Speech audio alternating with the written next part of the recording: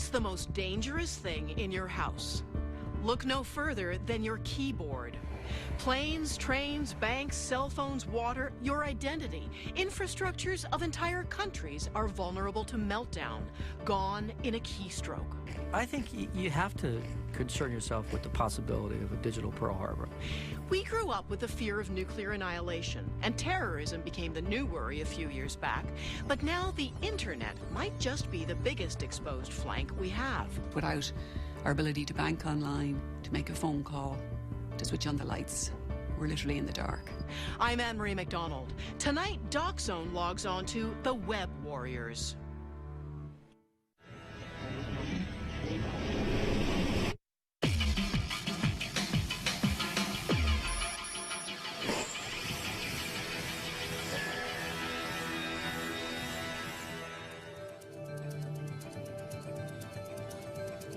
A hot summer afternoon in the Northeast. Residents of New York and Toronto look forward to the weekend. No one could predict what is about to happen. Doors shut quickly at City Hall. Nobody was allowed in because the metal detector. Massive power blackout hit the United States and Canadian cities, closing nuclear power 100 power plants shut down and 50 million people in 2 countries. Emergency has been declared in New York State. Mayor Bloomberg of New York City. In a matter of seconds, 50 million people simply fall off the grid. Phone lines and water systems fail, and thousands of people are trapped in elevators and subways. People start to panic, like we couldn't breathe. It'll be okay, honey. It'll be all right. It is August 14th, 2003, and the largest blackout in North American history causes $6 billion in damages. The official cause? Overgrown trees on power lines. But there's more to this story than troublesome trees. Just 3 days earlier, on August 11th, someone, somewhere, released one of the most damaging computer viruses ever written. Blaster.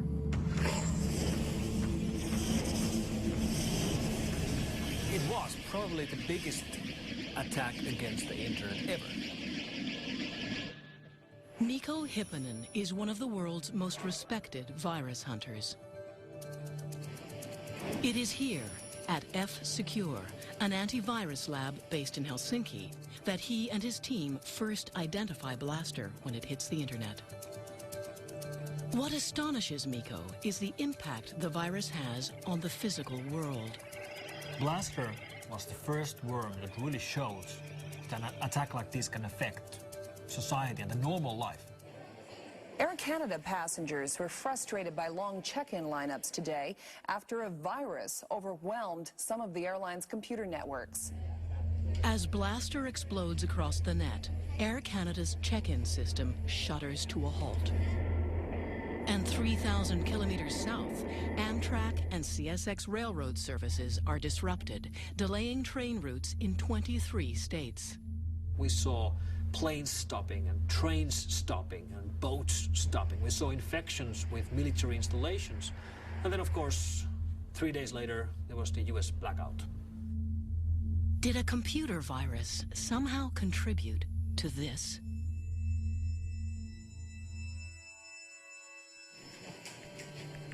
In the 21st century, most of us have had a run-in or two with a virus. They're usually the reason our computers act strangely or slow down.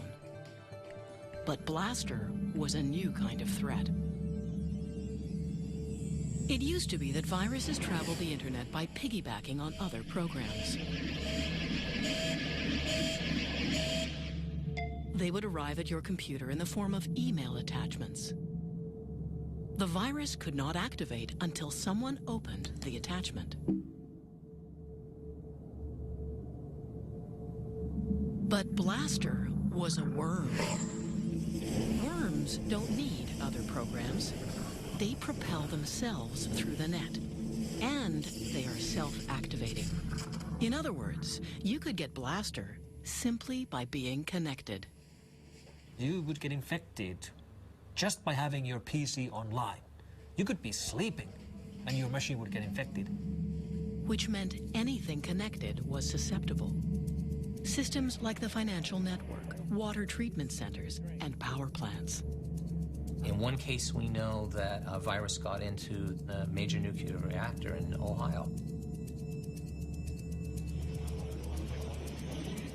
9 months after the blackout, the official report stated that Blaster, despite being released just 3 days earlier, played no significant role in causing the huge shutdown. Some security experts remained unconvinced, pointing to more than just the timing of the two events. If you read the blackout transcripts of the operators who were in the middle of this when it was happening, what keeps coming up in the transcripts is comments that, stuff isn't moving. Their screens were freezing, which is exactly what the blaster worm does. Whether the blaster virus caused the 2003 blackout remains a contentious issue. But after Blaster, no one doubted that online viruses could cause real-world damage. It's been actually a real learning exercise for potential attackers and terrorists to see, oh, well, if an accident can cause this, maybe we could cause it as well. Eric Byers is a former instructor at the British Columbia Institute of Technology. He researches the dangers of connecting critical infrastructure to the internet. There's no question that you could build a virus to take down the critical infrastructure. For example, our power systems, our water systems, our transportation systems. If those go away, then our life radically changes. Today, most critical systems are connected to the internet. And the computers these utilities use are the same Windows-based PCs that you might have in your kitchen. 95% of the machines are running Microsoft Windows. So when you have some sort of a worm or a virus or some sort of threat spreading that affects Windows, it spreads like wildfire. A Canadian oil company came to us and said, we have this big infrastructure and we're curious, can somebody attack this? So Eric went to work. Using only a laptop and some basic hacker software, he easily broke into the holding tanks at the company's refinery. So, first of all, I'm going to do what's called cutoff visibility. Now I've fooled it so that the operator doesn't know anything's going wrong in the field. And then I'm actually going to blow up the tank for him. And you can see that all of a sudden, this pump has just gone nuts. And pretty soon, that tank's going to be overflowing. And in real life, somebody will be walking around with an oil spill.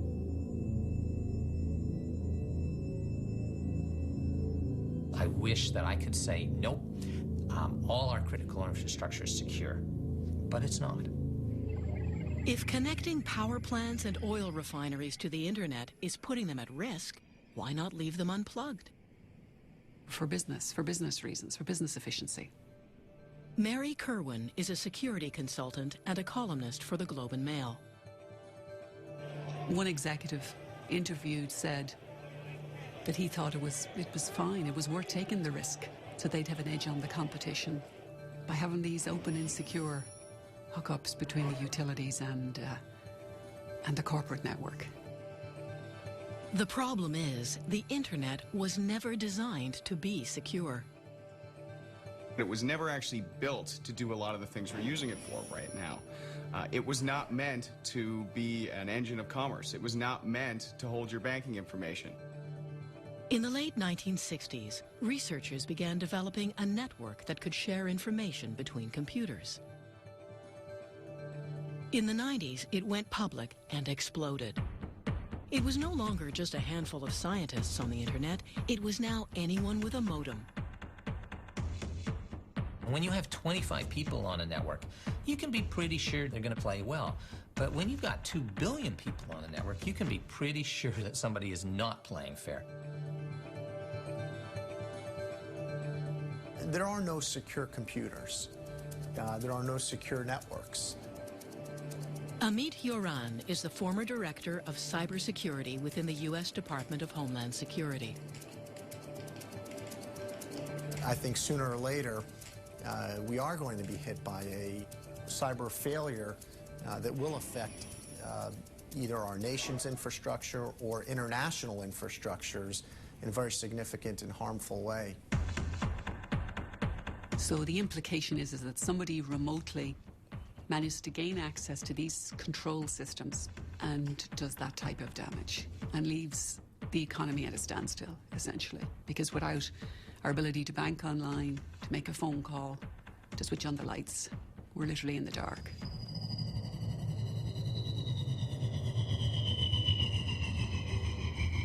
Like most viruses, Blaster had no specific target. Its damage was collateral, releasing it an act of cyber vandalism. Something a kid might do. Most of the time when these guys get grabbed, if and when they get grabbed, it was just for sport or their pals, or they were sitting in their schoolroom in Germany and somebody annoyed them, so they decided to play a game and write viruses or whatever. So usually they have, particularly the kids, they have no clue of what they're doing, and that's why they can be very dangerous. They're called hackers. Some would say they're nothing more than hobbyists, kids mostly. But hackers grow up too. We are the people that are behind the scenes of everything that you take for granted on the internet. It's us. There are three types. The white hats are the good guys. They're the virus hunters or the IT people at your office. The black hats are the bad ones. The virus writers, or the crooks who try to steal your credit card number online. And then, somewhere in the middle, are the gray hats. They work both sides of the street, guns for hire in a Wild West industry. Tell us who you work for, Donnie. Let's go somewhere else right now. Donnie makes his living as a professional hacker. Exactly how, he won't say. He is sometimes hired by companies to hack into their own systems. It's called penetration testing. That's where you get permission to break in, just as a real hacker would, but you are under a contract, and that's so that they can identify their security flaws and fix those security flaws before a bad guy really does. We asked Donnie to demonstrate his skills. In less than 5 minutes, he's broken into the database of a major international airline. So basically, I'm one step away from grabbing all of the reservation information, all of the user information, which would include your name, your address, your telephone number, your credit card information for verifying your flight. There are thousands of people like Donnie. Hacking is a growth industry. There are now books, magazines, and classes that teach hackers how to breach internet security. There are even hacker conventions. DEF CON, held every year in Las Vegas, is the largest. Can you imagine 7,000 hackers loose in the entertainment capital of the world?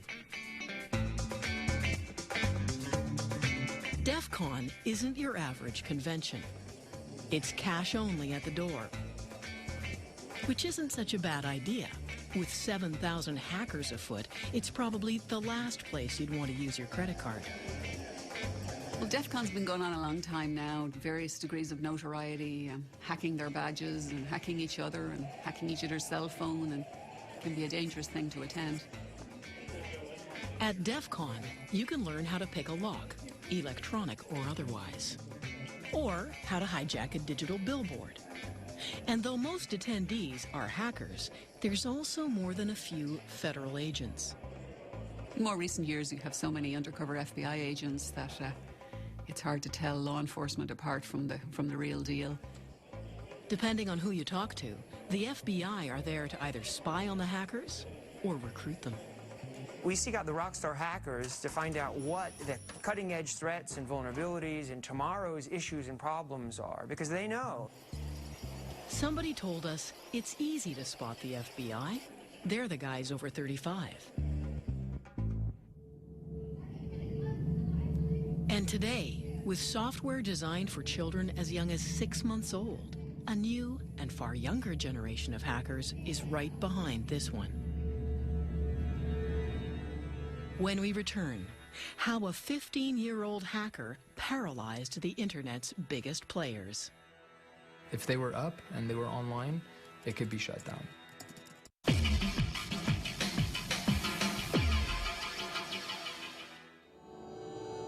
In the shady online world of the hacker, there is no one more notorious than Mafia Boy. A surprise move today by the Montreal teenager known as Mafia Boy. He admitted in court he is the hacker who crashed several popular websites last winter. The turn of the millennium saw the peak of the first dot-com gold rush. Internet giants like Yahoo, eBay, and Dell.com were doing hundreds of millions of dollars in online business every day. But in February 2000, these sites suddenly found themselves at the mercy of a 15-year-old kid. Michael Calce, aka Mafia Boy, a high school student from Montreal. My dad got me a computer when I was extremely young. I was 6 years old. It just, I don't know, it fascinated me what I could do with this machine. At 12, Michael was already a respected hacker. And by the time he was 15, he was asked to join what was then one of the most powerful hacker groups online. And I felt honored at the time. You know, we're talking about TNT Force. This was a big Russian hacker group that had a big foundation and serious programmers in it. As TNT's newest member, Michael was eager to show off his skills. He hatched a plan to destroy a rival hacker gang by building the ultimate online weapon. I'm going to make a new tool, something that is so powerful people have never seen before, and they're going to run for their lives and wish they were never hackers. But before he attacks his enemies, Michael must first test the weapon. He picks a target: Yahoo. To this day, the biggest, busiest, and most profitable website in the world. It really never entered his mind that one of the most important sites on the internet, one of the most valuable e-commerce companies out there, would actually get taken out by what he built. In the early morning hours of February 7th, 2000, Michael prepares his attack. He puts the weapon on a timer, thereby creating an alibi, and then heads off to his grade 9 classroom. So he's sitting in a classroom, the teacher's talking, and Mike isn't paying any attention because all he's thinking about is 3, 2, 1, it's launched. And at 10 a.m., what is still the largest internet attack in history begins. I got home. I was just dying to get on the computer and see exactly what the results were. And I realized it was more than successful when I got home because Yahoo.com was still down. Michael's weapon launched a direct assault on Yahoo computers. It was called a denial of service attack. Every time you access a website, you make a request from that site's computers. What Michael did was harness the bandwidth of dozens of larger computers, mostly from universities in the US. By turning them all onto Yahoo and making millions of requests every second, he crashed Yahoo's site. It's like if you call a pizza place and the phone is busy, it means that they're dealing with too many phone calls. Same thing. I bombard them with so many requests, they're just offline. Even today, there are very few defenses against this kind of attack. After seeing Yahoo collapse, Michael got a little carried away. CNN, Amazon, eBay, Dell, all multi-billion-dollar companies, all easily shut down by Mafia Boy. CNN was probably one of the biggest attacks because they lost 1,200 other sites when CNN.com went down. Everything linked to CNN just went poof with it. I started to realize I had something way more powerful than I could imagine here. I felt a sense of it before, but this was the moment I realized, you know, there's not much that can stop me here. The attacks made headlines around the world and sent shockwaves rippling through the new economy. You have a situation where the price of these companies that were hit they take hits on the stock market. You have the Attorney General of the United States standing up and saying that we will be the ones for this. You have President Clinton convening a cybersecurity summit at the White House and talking about finding ways to fend off future attacks like this. The first reports came out, they were estimating the damage to be $1.7 billion damage. All from a Pentium 133. It was Michael's bragging that eventually got him arrested. He served 8 months in a juvenile home. But he left a legacy. Suddenly, the internet didn't seem like such a great place to do business after all.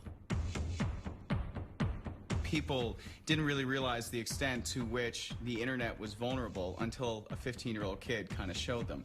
I think it, in a sense, showed that the emperor had no clothes. That the thing experts had known all along, that building e-commerce on top of the internet is maybe not the best idea.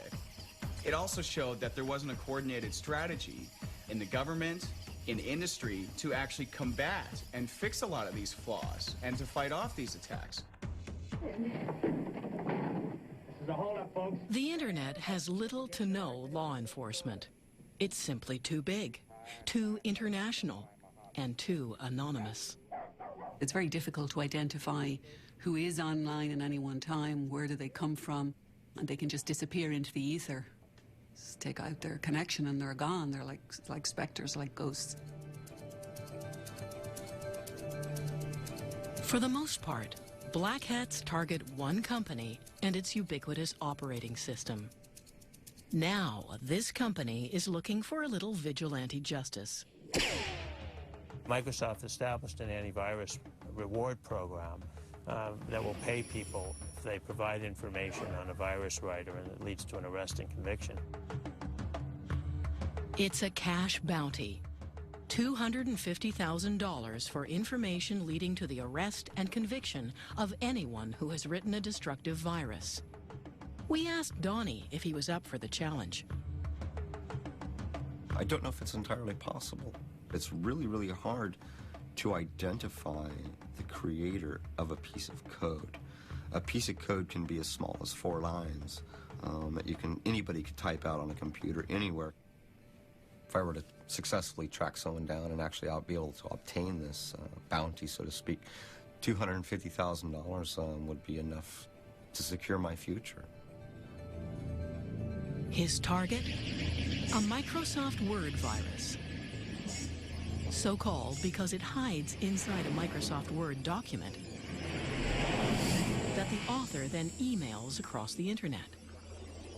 Where Blaster was mindlessly destructive, simply flooding the internet, the Microsoft Word virus is much more sinister.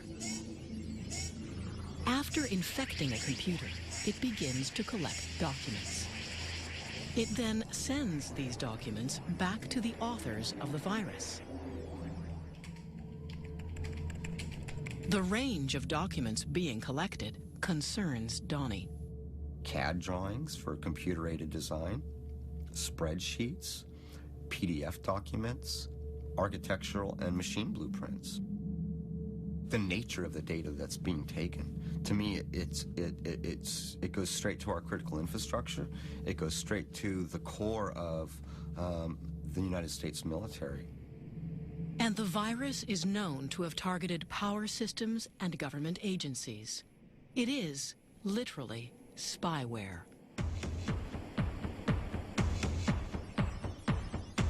Donnie's first stop in his search for the authors is Russia, home to the blackest of the world's black hats.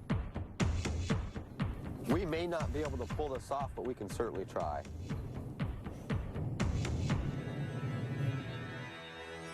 When we return, the most lethal online threat yet. The estimates are that it alone has infected 50 million machines. So there's this hovering, literally perfect storm of potential attack.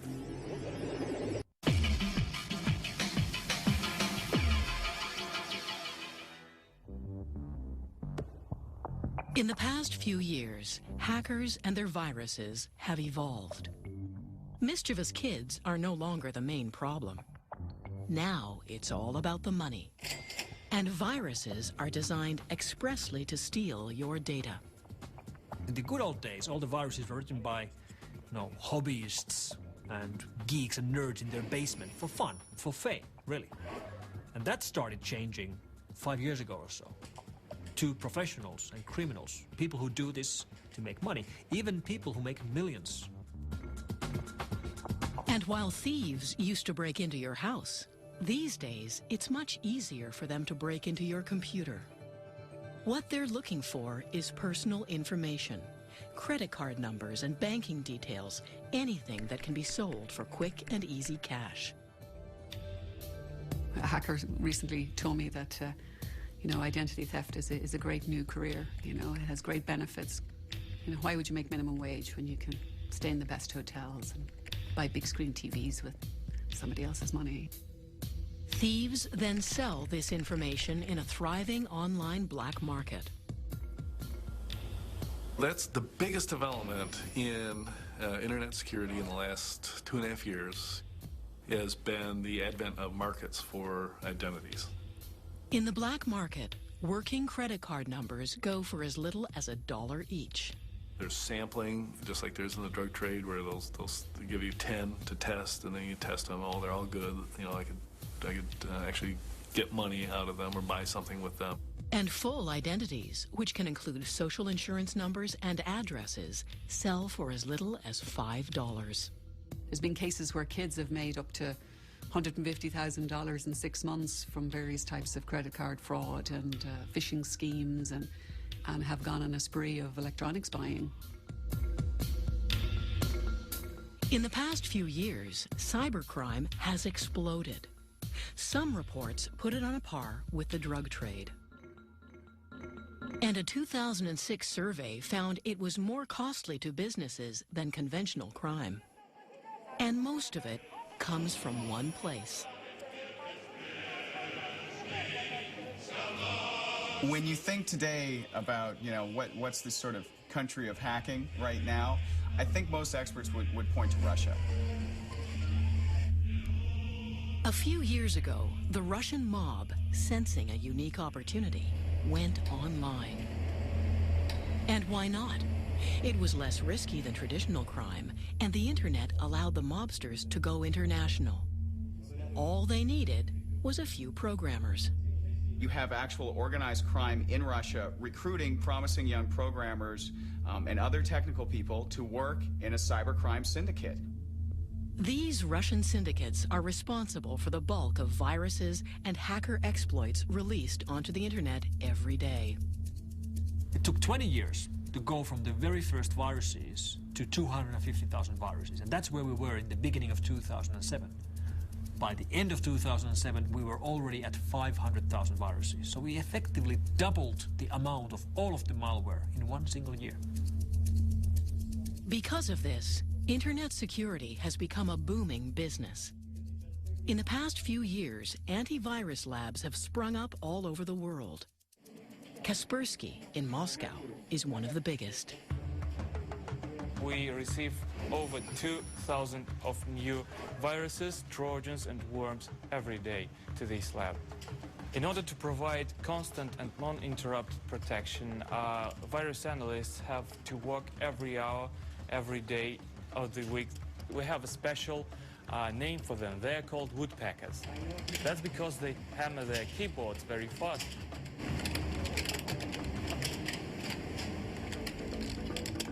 Donnie seeks help tracking down the authors of the Microsoft Word virus. He gets in contact with a group of Russian cyber criminals. These guys are really no different than a criminal ring that would be specializing in stolen car parts or stolen electronics, where they're trying to turn it, sell it, launder the money, and get some type of percentage out of it. One of the group agrees to meet with Donnie in a cafe.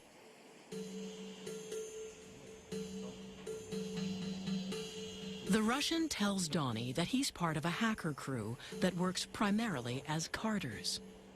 They steal credit card information and then sell it online. Yes, for a year or something, like every card, we how can you say, hustle. The leader of the one crew that I was working with, he makes like from $9,000 to $15,000 a week. I had no idea it was that kind of money. I mean, I was thinking like, $1,000 a week. Donnie then inquires about purchasing viruses that would allow him to steal information from anyone's computer. So, one of the things that I'm also interested in is Trojans and backdoors. Yes. Exactly. It gets until like $1,000 or something. Really? Yes. $1,000 for a Trojan? From 400 to 1,000. Wow, that's insane. I have things that I enjoy. But not all viruses have such a clear purpose. In 2007, a new type of virus appears on the internet. Stormworm. It infects without warning and seemingly without consequence. And to this day, no one knows what its purpose is. People often ask me about how do I know if I'm infected by Storm? And you really don't, because it doesn't show any messages, destroy anything, it doesn't play any music or anything, any of the fun stuff we used to see with old school viruses. It's really invisible. Not just invisible, but impossible to detect. This is because it's always changing. This worm keeps morphing itself. Every time you download it, you get a different copy. And if you do find it and try to remove it, the worm attacks.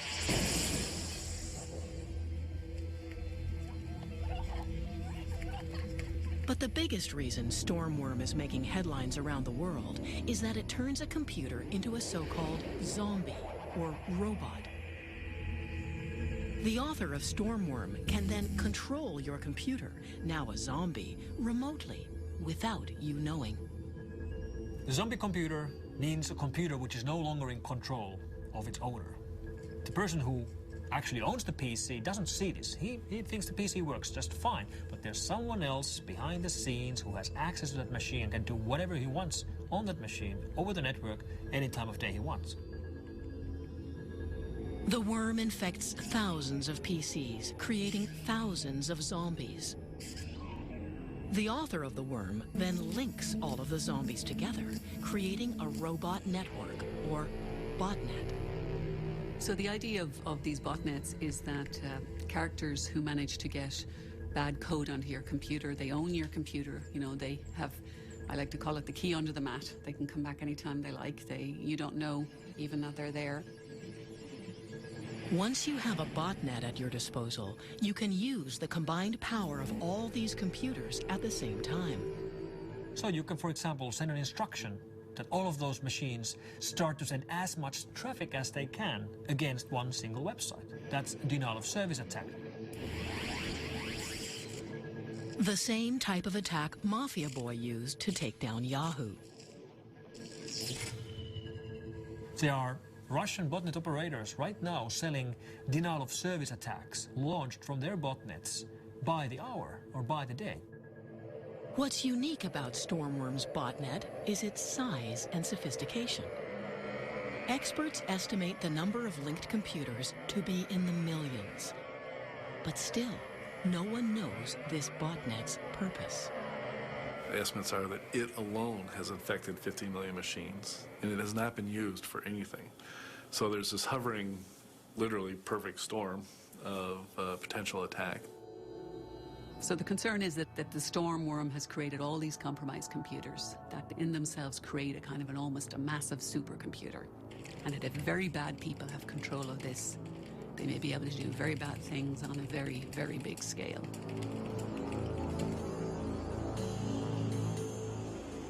Donnie continues his search for the authors of the Microsoft Word virus. He asks his source if the Russians are involved. They're getting like CAD drawings and design features from companies that are making like missiles, that are building like subcontractors for the army. It's a high, we don't get into it, have people that do it. So I don't know nothing about it. So you don't know anything about this Microsoft Word virus? I mean, some people tell me, this stuff is coming, the Russians are using.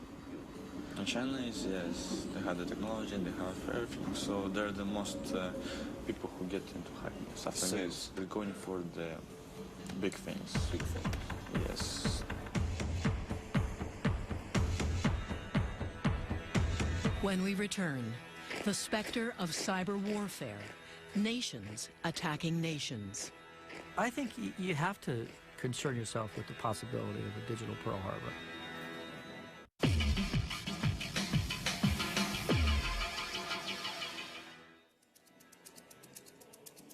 In April of 2007, Estonia suddenly found itself on the losing side of a battle with the largest country on Earth. What began as a protest over Estonia's relocation of a Soviet war memorial quickly turned ugly. Riots broke out, and Russian hackers launched what some people call the world's first cyber war. What happened in Estonia was a major cyber attack. Tried to harm the country, the government of the country, the financial organization of the country. Cyber warfare. It's a terrifying premise, and up until recently, mostly hypothetical. Estonia was particularly vulnerable. Like Canada, it is one of the most wired countries on Earth. More than 78% of the Estonian citizens are doing their banking business via the internet. In a place where most people bank online, attacking the internet makes everyone a little nervous. Down to the point that people may ask, is my money still in the bank if I don't have access to my money? Within minutes, hackers shut down the banks. They also targeted broadcasters, newspapers, and government offices. We saw the single largest attack against all of the infrastructure of a single country we've ever seen. And it really started to affect the everyday life of people. And though the Russian government denies any involvement, there's no doubt the attacks were politically motivated. We don't have solid evidence that this is related to any governments. However, we have reasonable evidence to believe that this has its roots in Russian Federation. At one time, the U.S. saw Russia as the main cyber warfare opponent. As early as 1998, the country was accused of hacking into U.S. government systems. But these days, America fears a new cyber spy, China. That is the country that we're most worried about. Rick Howard is a retired lieutenant colonel of the U.S. Army. He spent the last 2 years of his career as the chief of the Army's Computer Emergency Response Team, the cyber SWAT team of the U.S. military.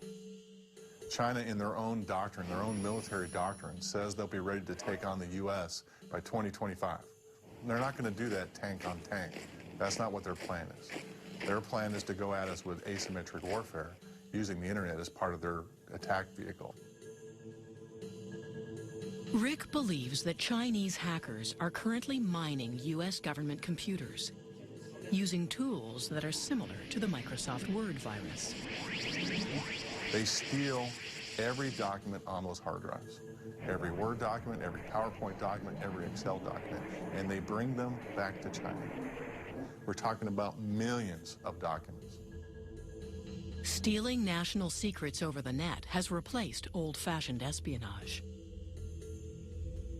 But Rick's greatest concern is that the Chinese military is training and recruiting hackers. The PLA in China recruit hackers from the Chinese population, and they train them in military information warfare tactics. They give them a regular salary so that they can go and try to penetrate U.S. government and other government institutions. In 2007, the U.S. claimed China cyber-attacked the Pentagon. The Chinese government officially denies these claims.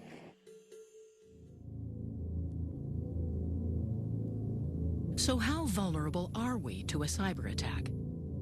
And what exactly would it mean? The complete breakdown of financial, health, traffic, air traffic, government, structure of a country. You have to concern yourself with the possibility of a digital Pearl Harbor. I think there's always the possibility that a rogue terrorist group were to have a very significant denial of service attack. And if there's anything that people need to understand in cyberspace is that this is hard stuff. You have to take it serious. So if and when an attack comes, are we ready? The title Web Warriors appears on screen. Donnie crosses a Moscow street. Donnie abandons his pursuit of the Microsoft Word virus. Even for a career hacker, it's almost impossible to get to the bottom of that one. The percentage of it being successful is really low, in my personal opinion.